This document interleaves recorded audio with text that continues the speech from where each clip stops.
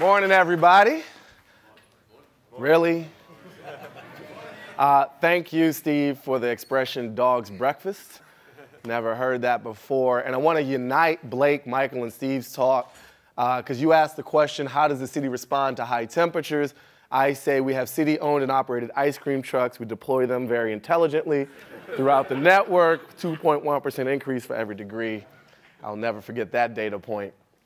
I will talk about the hack day at the very end. I want to set it up a little bit with some examples and move rather quickly. Cultivated Wit is the name of the company that I have started. I used to work at The Onion as the director of digital there. It was my job to help us figure out how do we tell these comedic stories on digital platforms through e-readers, smart tablets, dumb tablets, everything in between. And the name of the company was born from this quote out of Horace.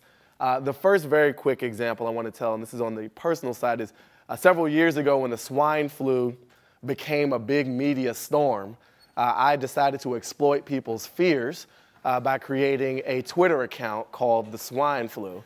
And I was trying to ride the hashtag and see like who was afraid of it and how could I creep them out. So I'd start following people who expressed fears of the swine flu. They got an email saying you're being followed by the swine flu.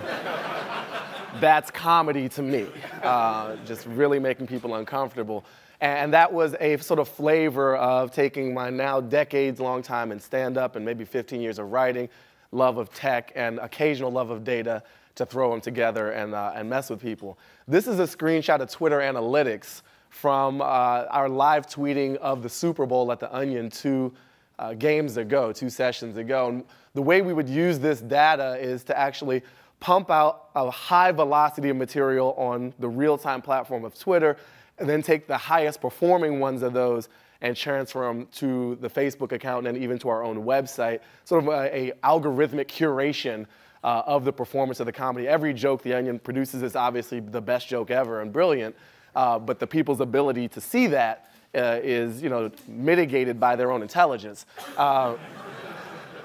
So the top one up there, Puppy Bowl marred by tragic spinal injury, was one of the greatest stories we ever did.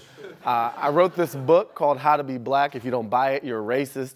And as a part of the rollout of the book, we did a lot of digital things, and we actually got all the sales data, and we're able to correlate that to my physical appearances, media appearances, hashtag propensity.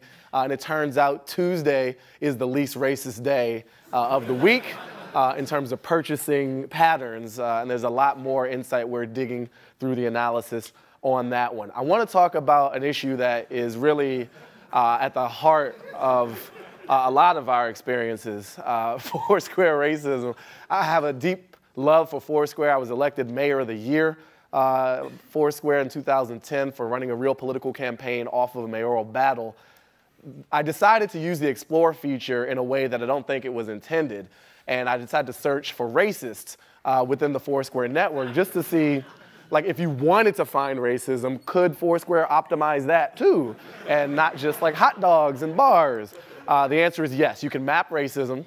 And I ran this search this morning, so this is very time sensitive, like near real-time data. So where's the racism near Chelsea? In Washington Square Park, there's a racist statue, which I didn't even know that was possible. Like, that's pretty amazing. One dude who works here is totally racist, obviously hates Asians. That's at the Container Store, putting people in a box, so to speak. The Spotted Pig, there is a racist and fucking stupid waiter who is yelling at everyone in the bar. I like Foursquare tips as a reporting mechanism for racism. Like, you wouldn't try to stop it. You just write it down for someone to find out like a year later. This at Rawhide, just up the block. If you are African American, get here early, because the late bartenders are very racist. So that's like, you don't want a full boycott. It's sort of a time-based boycott. Like, I still like the bar, just not during the racist hours. So that's really fun. And then the Italian guys at the door are stupid and racist. Fix that. Also fix your spelling if you're going to accuse people of racism. The final thing I'll close on is Comedy Hack Day. We took about 60 developers and comedians at Pivotal Labs. This was a brainchild of my colleague Craig Cannon, who's working with us at Cultivated Wit. Can we intentionally make humorous apps? The answer is yes. The app that won for best use of data was Spacebar and Money Shot.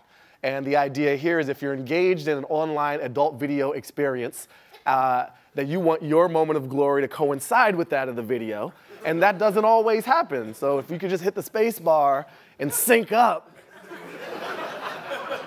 your quality of life would be improved. They weren't able to do it with actual adult entertainment. There's no APIs, but YouTube does. So wildlife footage was used in place. And this is a turtle money shot example. This is a great set of data from some folks came up from the Sunlight Labs in DC, worked with developers here in New York to build lobbyists from last night. Do you know where your lobbyist, your representative is at 10 p.m.? And they have party time access to a lot of the political fundraisers. This allows you to taunt your representative based on the types of fundraisers they're engaged in. Michaela is not impressed was a Chrome plugin that inserts a not impressed Michaela semi-randomly on the images in your browsing history.